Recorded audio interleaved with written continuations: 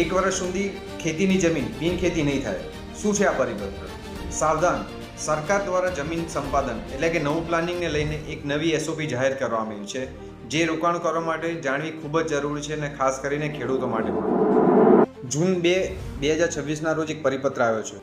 જ્યારે કોઈ પણ મોટા સરકારી પ્રોજેક્ટ આવવાના હોય, road, railway, airport, canal road કે કોઈ પણ સ્પોર્ટ્સ કોમ્પ્લેક્સ કે અન્ય પ્લાનિંગનું સંપાદન હોય, તેના DPR એટલે કે ડિટેલ પ્રોજેક્ટ રિપોર્ટ તબક્કે પહોંચે ત્યારે હવે તે વિસ્તારમાં જમીન NA કરવાની પ્રક્રિયાને ફ્રીઝ થઈ જશે, એટલે કે ઊભી રાખવામાં આવશે.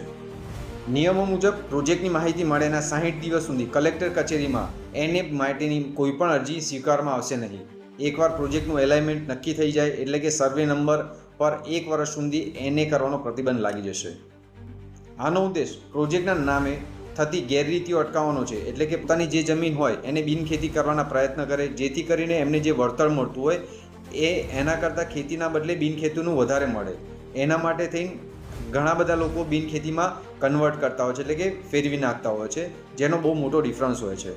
આ વસ્તુ ના થાય એ માટે જ્યારે આવા સરકારી મોટા પ્રોજેક્ટની શરૂઆત થશે ત્યારે તે સંજોગોમાં શું કરવામાં આવશે, આની બધી જ પ્રક્રિયા હોય છે તે કલેક્ટર સાહેબ દ્વારા કરવામાં આવતી હોય છે. અને કલેક્ટર સાહેબ દ્વારા સૌથી પહેલાં 60 દિવસ માટે જ્યારે આ પ્રક્રિયા ચાલુ હોય, કયા સર્વે નંબરોને અંદર લેવાના છે ત્યાં સુધી બિનખેતીની પ્રોસેસ સ્ટોપ કરી દેવામાં આવશે. પછી 60 દિવસની અંદર બધું નક્કી થઈ જાય કે કયા સર્વે નંબરો છે કે જેને સંપાદનમાં જવાના છે, એ સર્વે નંબરનું એક અલગ લિસ્ટ બનશે અને એ સર્વે નંબરોમાં તમે આવતા 1 વર્ષ સુધી બિનખેતી નહીં કરાવી શકો. સામાન્ય ખેતીની જમીનને આવું કશું લાગુ પડવાનું નથી. માત્ર ને માત્ર આ સરકારી પ્રોજેક્ટના આવનારા સંપાદન એટલે કે પ્રોજેક્ટ અંગે છે. જો આ પરિપત્રની કોપી આપને પણ જોઈતી હોય તો કમેન્ટમાં લખજો ખેડૂત, હું આપને મોકલી આપીશ. તમને શું લાગે આ ડિસિઝનને લઈને રિયલ એસ્ટેટમાં નવો શું બદલાવ આવશે? કોમેન્ટમાં જરૂરથી જણાવજો. રામ રામ, રાધે રાધે.